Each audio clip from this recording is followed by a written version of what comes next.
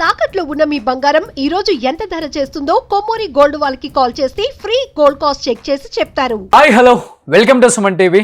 నేను మీ రోషన్. సో ప్రస్తుతం నాతో పాటు ఉన్నారు తెలంగాణ రాష్ట్ర తొలి ఉప ముఖ్యమంత్రి and health minister Thatikonda Rajaiah గారు. సార్ నమస్తే. హాయ్ నమస్తే. సో ఫస్ట్ ఆఫ్ ఆల్ చాలా హ్యాపీగా ఉంది సార్. ఎన్నో ఇయర్స్ తర్వాత చూస్తున్నాను. ఆ పంచకట్లో ఆ వాచి పెట్టుకునే విధానం, ఆ ఎడం చేయిని కుడి చేయిలో కలిపే విధానం, మళ్ళీ ఒక్కసారి వైఎస్ రాజశేఖర రెడ్డి గారిని చూస్తున్న ఫీల్ అయితే కలిగిస్తారు మీరు ఎక్కడున్నా. ఇది పుట్టుకతో వచ్చిన అలవాట, రాజకీయాల్లోకి వచ్చిన తర్వాత వచ్చిన అలవాట, లేకపోతే రాజశేఖర రెడ్డి గారిని చూసిన తర్వాత వచ్చిన అలవాట? సో పుట్టింది చాలా బీద వ్యవసాయ కుటుంబం, ఒక పాలేరు కొడుకుగా పుట్టినప్పుడు అక్కడ నాన్న వాళ్ళు అంత ఇట్లే కట్టేవాళ్ళు. కానీ దేవుడి దేవల్ల కష్టపడి చదువుకోవడం, దానివల్ల ఎక్కడో జీరో స్థాయిలో ఉన్న నేను, పసుల కాపరిగా ఉన్న నేను పసిపిల్లల డాక్టర్ అయ్యాను. సో పసిపిల్లల డాక్టర్ ఉన్నంత కాలము గొప్పగా ప్రజా వైద్యుడిగా పేరు తెచ్చుకొని జాతీయ స్థాయిలో ఉత్తమ పిల్లల డాక్టర్ వరకు వెళ్ళిపోవడం జరిగింది. సో అప్పటి వరకు ఉన్న నేను వైఎస్ రాజశేఖర రెడ్డి గారి ప్రోత్సాహంతో అప్పటికే ఎన్టీ రామారావు టీడీపీకి రమ్మని పిలిచిన, దత్తాత్రేయ బీజేపీకి రమ్మని పిలిచినా కూడా 1994లో రాజకీయాలకు వెళ్ళలే నేను. సో 99 ఎలక్షన్లకు ముందు నాకు జాతీయ స్థాయిలో అవార్డు వచ్చినప్పుడు వైఎస్ రాజశేఖర రెడ్డి గారు పిలిపించుకొని, గన్పూర్లో ఒక దుర్మార్గుడు ఉన్నాడు, రాజయ్య నువ్వు రాజకీయాలకు రావాలి అంటే జస్ట్ నేను కాముగా ఉన్నాను. ఎందుకంటే ఆల్రెడీ 2 పార్టీలకు రానని చెప్పాను కాబట్టి.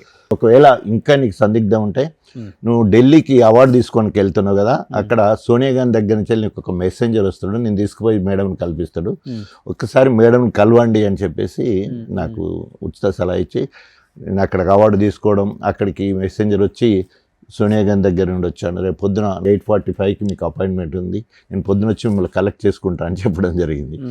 సో ఇంకా అప్పటి వరకు ఒక మంచి ప్రజా వైద్యుడిగా, పిల్లల డాక్టర్గా మంచిగా ఉన్న నేను, సోనియా గాంధీ గారు ఇన్వైట్ చేయడం జరిగింది పార్టీలోకి, please do coming to Congress party, you can serve more to the society.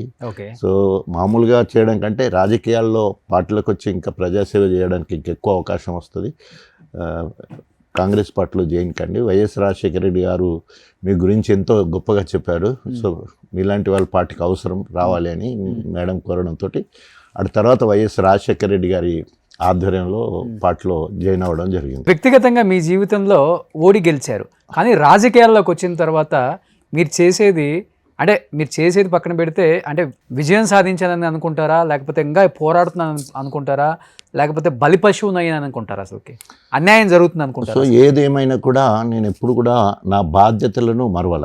ఉదాహరణకి నేను 8వ తరగతి ఉన్నప్పుడు మా పెద్ద చెల్లె పెళ్లి చేశాను, 200 కట్నం ఇచ్చి. మా రెండో చెల్లె పెళ్లి చేశాను. నేను ఎంబీబీఎస్ ఫస్ట్ ఇయర్ సీట్ వచ్చిన తర్వాత నేను పెళ్లి చేసుకుంటా అని చెప్పేసి డౌరీ తీసుకొని దాంట్లోకి 5,000 ముందే తీసుకొని రెండో చెల్లి పెళ్లి చేయడం జరిగింది. మూడో చెల్లె పెళ్లి నేను ఔషధజన అయినప్పటికీ ₹1,00,000 చిట్టి లేబట్టి 65,000 చిట్టు వస్తే 40,000 కట్నం ఇచ్చి 25,000తో పెళ్లి చేశాను. నాలుగో చెల్లె వెళ్ళి పిల్లల డాక్టర్ అయినా ₹1,00,000 ఇచ్చి కట్నం. ఆ బాధ్యతలు మరవలేదు ఇప్పుడు. అంటే కమిట్మెంట్ టువర్డ్ జాబ్.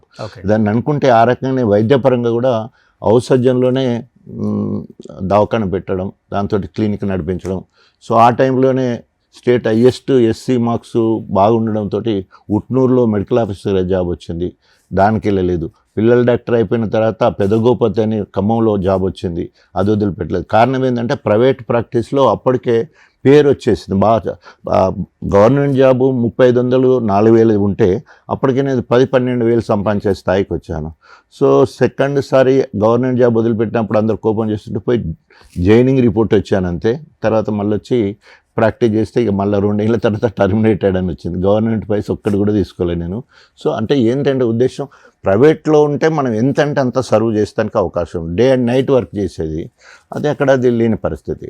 సో ఆ రకంగా 84 నుండి 94 వరకు ఓన్లీ హాస్పిటల్, ఓన్లీ పేషెంట్లు, ఏమి ఇంకా వేరే ఎక్స్ట్రా క్యాలిక్యులర్ యాక్టివిటీస్ ఏం లేవు. ఎప్పుడైతే నా రాజకీయ అరంగేట్రమో టీడీపీ బీజేపీలు రమ్మన్న పోకుండా దండోరాలో కృష్ణమాదిగ నాయకత్వంలో ఎంఆర్పిఎస్లో పనిచేయడం జరిగింది. అందుకే నేను రాజకీయ అరంగేట్రం దండోరా.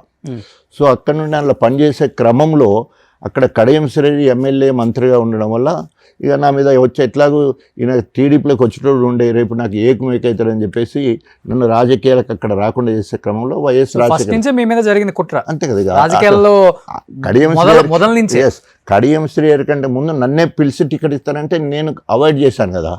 అప్పుడు నాకు తెలుసు దగ్గుబాటి వెంకటేశ్వర్లు వచ్చి అడిగినప్పుడు నీకు అక్కడ మంచిగా ఉంది పేరు, నువ్వు వస్తే మంచిది, ఒకవేళ నువ్వు రాజకీయాలకు రానంటున్నావు కాబట్టి మీరు ఎంతైతే స్థానికుడు కావాలని అంటున్నారో నిన్ను మళ్ళీ స్థానికేతరుడు కడియం శ్రీహరికే టికెట్ ఇస్తున్నాం ఇక్కడ అని హెచ్చరించి కూడా పోయారు వాళ్ళు. మీరు ఎవరికైనా ఇచ్చుకోండి నాకేంటి సంబంధం అన్నట్టు మనం అంతా విన్నాం. కానీ ఇది మొత్తం కూడా one of the aspirants Kadiyam Srihari ఉన్నాడు కాబట్టి ఆయనకు తెలుసు.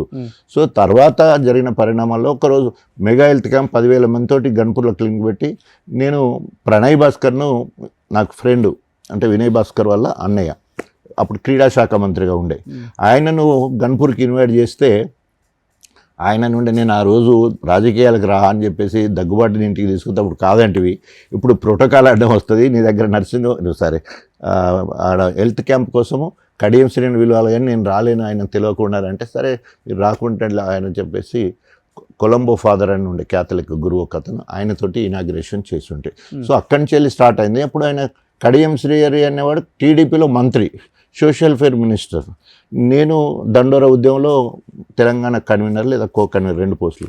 సో నేను ఎవరి మీద పోరాటం చేయాలి, అధికార పార్టీ మీద పోరాటం చేయాలి కాబట్టి ప్రతిదానికి టీడీపీ మీద నేను పోరాటం చేసేది. ఆ లోకల్లో పోలీస్ స్టేషన్లో అరెస్ట్ చేయడం కానీ లాఠీచార్జ్ చేయడం కానీ రకరకాలుగా అడ్డంకులు చేస్తాను. ఎందుకు ఫస్ట్ నుంచి కడియం శ్రీహరి తాటికొండ రాజే ఉప్పు నిప్పు అసలుకి రాజకీయంగా మిమ్మల్ని ఎదగనీయకూడదనా, లేకపోతే మీరు ఎదిగితే ఆయనకు అడ్డుపడతారనా, లేకపోతే మీరు ఎక్కువ చదువుకున్నారు, మీరు ఒక డాక్టరు, మీకున్న పేరు వేరు? ఎందుకంటే మీరు చెప్పిందంతా వింటే మీరు ఒకప్పుడు ప్రజల మనిషిగా మంచి పేరుంది 2 తెలుగు రాష్ట్రాలలో. కానీ రాను రాను చూస్తుంటే రాజకీయాలలో స్టేషన్ గన్పూర్లోనే మిమ్మల్ని వద్దనే స్థాయికి వచ్చేసారు మీ ఓటర్స్. ఎందుకు ఆ స్థాయి నుంచి ఈ స్థాయికి పడిపోవాల్సి వచ్చిందంటే రాజకీయాల్లో భాగమా? అంటే రాజకీయాలు ఎప్పుడు కూడా మనకు వడ్డించిన విస్తరి కాదు. సో తప్పకుండా మనం స్ట్రగుల్ ఫర్ ఎగ్జిస్టెన్స్, రాజకీయాల్లో ఎప్పుడు నిరంతర పోరాటమే ఉంటుంది. మీరు అక్కడేమో అట్లంటున్నారు కానీ ప్రజలకు నాకు బ్రహ్మరథం పట్టారు. కడియం శ్రీహరి ఆగుతూ ఆయన ఆగుతూ 4 సార్లు గెలిస్తే నేను వరుసగా 4 సార్లు గెలిచిన. ఆయన 4,000, 4,000, 7,000తో గెలిచాడు. 4,000 టీడీపీలో ఉన్నప్పుడు, మొన్న బీఆర్ఎస్ మేము కలిసి 7,000తో గెలిపించాము. నేను ఆయన మీద మహాకూటమి ఉండగా 12,000తో గెలిచిన, రెండవసారి 33,000తో గెలిచిన, మూడోసారి 58,000తో గెలిచిన, నాలుగోసారి 37,000తో గెలిచిన. ఇది ప్రజాబలం. ఎక్కడ ప్రజలు ఆయన వద్దంటున్నారా నన్ను వద్దంటున్నారా? గన్పూర్ ప్రజలు ఎప్పుడు వద్దనలే. మొన్న 2003 ఎన్నికల్లో నేను కాంగ్రెస్కి వెళ్ళిపోతా, నేను నా బిడ్డ వెళ్ళిపోతా అని కేసీఆర్ గారిని బ్లాక్మెయిల్ చేస్తే 10 ఏళ్ళు మనతో ఉన్నాడు, ఉప ముఖ్యమంత్రి పార్టీ వదిలిపెట్టిపోతే నష్టం జరుగుతుందని చెప్పేసి నన్ను రాష్ట్ర రైతు సమితి చైర్మన్గా నన్ను చేసి, ఒకవేళ కనుక చైర్మన్ క్యాబినెట్ హోదానే ఉండాలా, లేదంటే రేపు ఎమ్మెల్సీ మంత్రి చేస్తామని హామీ ఇచ్చి నన్ను కన్సోల్ చేసి కడియం శ్రీహరికి అక్కడ టికెట్ ఇవ్వడం జరిగింది. దురదృష్టవశాత్తు పార్టీ ఓడిపోయింది కాబట్టి రైతు సమితి చైర్మన్ పోయింది, ఎమ్మెల్సీ అంటే ఎమ్మెల్సీ కూడా పోయింది. మళ్ళీ ఎంపీ టికెట్ అంటే నాకు ఏం చెప్పిండ్రు, ఎమ్మెల్యే జన్గాం నువ్వు ఇన్ఛార్జ్గా ఉండి అక్కడ గెలిపించాలి, గన్పూర్ నువ్వు గెలిపించే బాధ్యత నీదే అని 2 నియోజకవర్గాలు నాకు బాధ్యత చెప్తే, అభివక్త వరంగల్ జిల్లాలో 12 నియోజకవర్గాలు ఉంటాయి, 2 మాత్రమే తెలిసింది. That is the impact of doctor Raje in local. అంటే మీరు ఎందుకు చెప్పలేకపోయారు కేసీఆర్కి గెలిచినా గెలవపోయినా కడియం శ్రీహరి జంప్ అవుతాడండి, అనవసరంగా ఒక సీట్ వదులుకోవటం దండగ? మనం పోయినాము, ఎంత ఆర్గ్యుమెంట్ అయితే అంతా బయటికి రాదు కదా. సో నన్ను కన్సోల్ చేశారంట, నన్ను ఓదార్చి నువ్వు ఇప్పుడు వెంటనే అప్పుడే ఆర్డర్ ఇచ్చేసి రైతు సమితి చైర్మన్ చేస్తారు. స్టేట్ పోస్ట్ కదా రైతు సమితి. ఈరోజు రైతు బంధుకు సంబంధించిన అనేక కార్యక్రమాలు దాని కింద ఉంటాయి. రైతు సమితి చైర్మన్ ఇచ్చారు, జీవో ఇష్యూ అయింది. తర్వాత ఇన్ఛార్జ్ బాధ్యత జనగాం ఇచ్చారు, తర్వాత గన్పూర్ ఇచ్చారు. అంటే ఇప్పుడు గన్పూర్ నాదే నియోజకవర్గం. గత 2004 నుండి మొన్న 23 వరకు, అంటే 20 ఏళ్ళు నేనే ఎమ్మెల్యేగా 4 సార్లు ఉండి డెవలప్ చేసిన పార్టీ అభివృద్ధి అయింది నా వల్లనే. ఈయనకు టికెట్ ఇచ్చినందువల్ల ఏమైంది, నన్ను గెలిపించే బాధ్యత నాకు ఇచ్చారు, ఇటు జనగాం అటు. సో చూడండి ఎంతైనా ఈ 2 మాత్రం గెలిచినా అవన్నీ ఓడిపోయినట్టు అర్థమైంది, నా ఇంపాక్ట్ ఉన్నట్టే కదా. సో అయిపోయిన తర్వాత మళ్ళీ ఏమైంది, ఎంపీ టికెట్ ఇస్తానన్నారు. ఫామ్ హౌస్ దగ్గర కూడా జస్ట్ 5 కిలోమీటర్ల దూరం వరకు పోయిన అప్పటి వరకు. కానీ కడియం శ్రీహరి కాంగ్రెస్కి పోయింది కాబట్టి అక్కడ ఆ 3 నెలల్లోనే మళ్ళీ బై ఎలక్షన్లు వస్తాయి. కడియం శ్రీహరికి తగ్గ మిండడంటే రాజయ్యనే. రాజయ్యకు అక్కడ ఇన్ఛార్జ్ ఇచ్చేసి సుధీర్ కుమార్ అది ఎంపీ వచ్చినా పోయినా పెద్ద ఫరగబడదు. సుధీర్ కుమార్ని అక్కడ ఎంపీ టికెట్ ఇచ్చి రాజేను స్టార్ కాంపియన్గా పెట్టి తిప్పుదాం, ఎందుకంటే ఆయన చాలా అనేక రకాలుగా త్యాగం చేశాడు. ఒకటేమో తెలంగాణ రాష్ట్ర సాధన కోసం అధికార కాంగ్రెస్ పార్టీ ఎంఏ పదవి వదిలిపెట్టి మొదటి త్యాగం. ఉప ముఖ్యమంత్రిని తీసేసినా కూడా కేసీఆర్ దేవుడు ఇంద్రుడు చంద్రుడు అని చెప్పేసి ఒబీడియంట్గా మళ్ళీ అక్కడే ఉండడం. మూడోది ఎమ్మెల్యే టికెట్ రాకున్నా 2 నియోజకవర్గాలు గెలిపించే బాధ్యత. సో మళ్ళీ ఎంపీ టికెట్ కూడా ఇవ్వకుండా నువ్వు గెలిపించాలి అనే బాధ్యత అప్పచెప్పడం. ఈ రకంగా ఒక నియోజకవర్గం కాదు, తెలంగాణ మొత్తంలో, ఈవెన్ తెలంగాణ మొత్తం కూడా మీడియాలో కూడా అందరిలో ఇవాళ రాజన్ అంటే ఒక సానుభూతి, ఒక మంచితనము, గింత ఒబీడియన్స్ ఉంటుందా అని ఒక పేరు ఉంది. సో ఎక్కడ కూడా పేరు చెడగొట్టే కార్యక్రమాలు ఇప్పటివరకు చేయలేదు. సో రాజకీయాలలో ఎత్తులు జిత్తులు కుట్రలు కుతంత్రాలు ఎన్నో జరుగుతుంటాయి.